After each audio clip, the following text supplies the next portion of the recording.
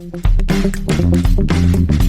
to the Potion Podcast, your raw look at the hospitality industry, brought to you by SHC. What's happening, Post Shifters? Welcome back to the special World Class Canada Nationals 10th anniversary series. I hope you're enjoying the episodes. There's a lot of episodes. They're short, but there's a lot of episodes. Quick concession, covering all the competitors on the very first day, which we should have just finished, and then fast forwarding all the way through to the last competitors day, for the last competitions, where I got this opportunity to sit down with alumni and guest judges and just sort of have a chat and see how they feel about World Class, especially in the 10th anniversary of the Canadian Nationals. And I hope you're enjoying the episodes. And if you're enjoying the episodes, let me know. I'm having a blast again.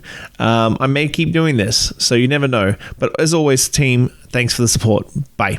So, Massey, 10 years of World Class. We competed against each other in 2018. 5 years ago. Won last year. I won last year. And you'd only opened Mother 4 years ago. 4 years ago already? It's already 4 years, man. Time goes by. So, what made you push to do World Class again 2022? Because when you entered, to be honest with you, I was just like, man, you're crazy. Like, you're running, you have your own business, you're basically leading a good team and stuff like that, but like, World Class is a massive time commitment to get, even just to get to the regionals, do regionals, and get to nationals. Why did you do it?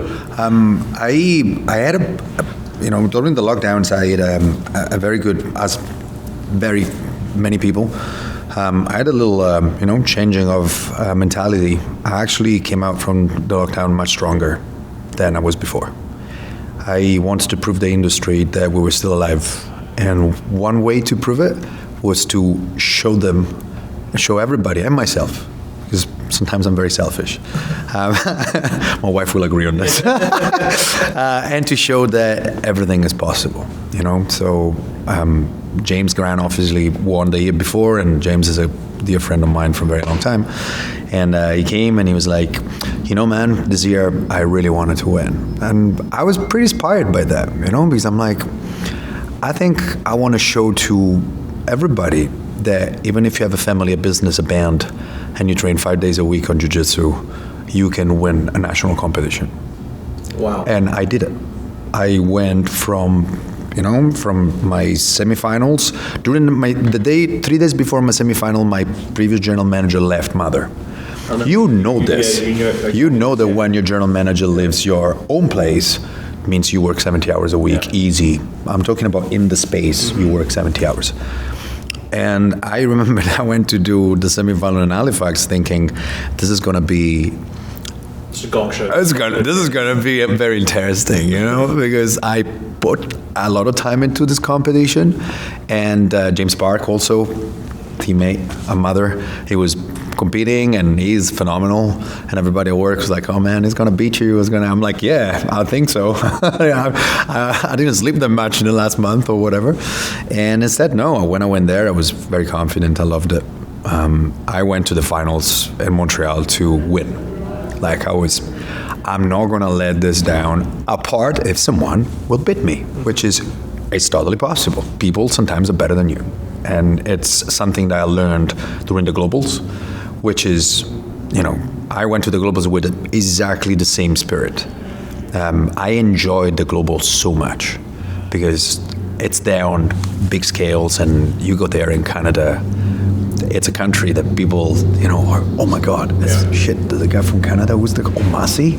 Oh, I know this guy. Also I have some friends in common. I've been in the industry since I'm alive. Since I'm 14, I'm 37. So I have some friends from, a little around the world. So go there competing was just one of those feelings that, I don't know, man, when you represent the country, when you represent your family, I know the magic moment was the last challenge in Montreal. I remember that we were in this old bank, I believe, and we had to cross the entire crowd to go and do the speed challenge. And they give you the drinks, so you got to make while you go in there. You don't know what drinks you're making, and you got this little piece of paper that you're like, shit, I gotta read it well. Like, this is my moment, And I just passed, and I see my family, I see my kid, my wife, and I'm like, I'm gonna crush this. No fear. I was there sitting, I was like, this is my moment. And it went pretty well. Do you think when it comes to globals, that Canada gets sort of that underdog mentality because a lot of other countries don't know much about us. We are that sort of like, and mainly it's exposure. We don't usually get on like the world's best 50 lists. Yes. We don't get on like those sort of lists. So all of a sudden Canada comes out and starts crushing globals, and they're just like, what is going on? Yeah. What's going? I would say that now we're no underdogs anymore. No. Last year, when I was on Canada, representing Canada, James Grant won the year before, virtually whatever, but he did win. Kate obviously won. Everybody did pretty well, since Michael Armstead Empire. We always perform really well, and the reason why we perform very well is because we set for winning. I go help like crazy to go to the globals in any sort of angles, from videos to talking to people coming to my bar, flew all the way from Vancouver or whatever to try my drinks and tell me what I was doing wrong, which is great. I love when people tell me I want to do wrong things. So I remember when you came to Victoria with the world-class sessions and stuff like that, we did that thing at Bart's. Yep. I found your session the most inspiring for younger bartenders, mainly because just exactly the story you just told us, like, your general manager walked out. That means that you have to be engaged completely in the operations of the venue. And don't tell me that you're too busy, man. If someone comes and I'm too busy to do world class, and you're 25 years old, I just go, really? Like, what's this big, like?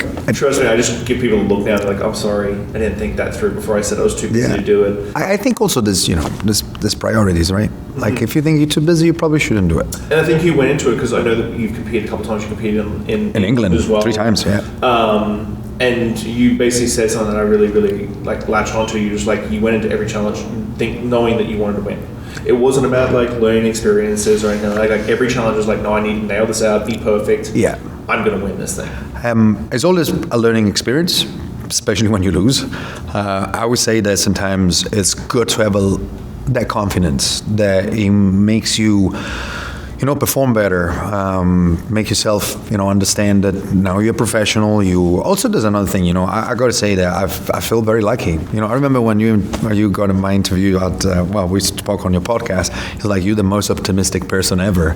I remember that because I am very optimistic. I don't come from a rich family. This is my 7th country. I've been traveling all my life, and I'm the luckiest man in the world because my bar is twice in a row 50 best, and I open it with not lots of money, trust me. And that, for instance, when I won world class, the week after I was 50 best, I was like, oh my god, this is the payback, But at the same time, your mindset goes, it can be a payback because what I do, I stop or I sit down. You don't sit down, you walk faster. It's a byproduct that pushes you to get to the next level, and you never rest until you maybe fell and you start again, and that happens also.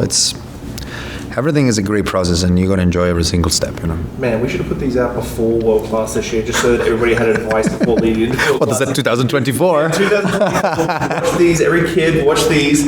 If you're 19 plus, 19 plus, watch compete, watch these, you will win. And you'll come into it the way to go.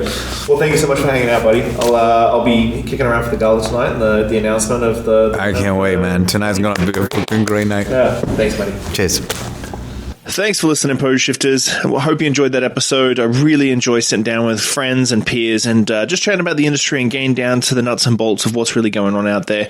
Make sure you like, subscribe, comment, everything on all the platforms. Just hit it up and I'll do my best to answer any queries or questions you have. I'll see you next week, guys. Bye.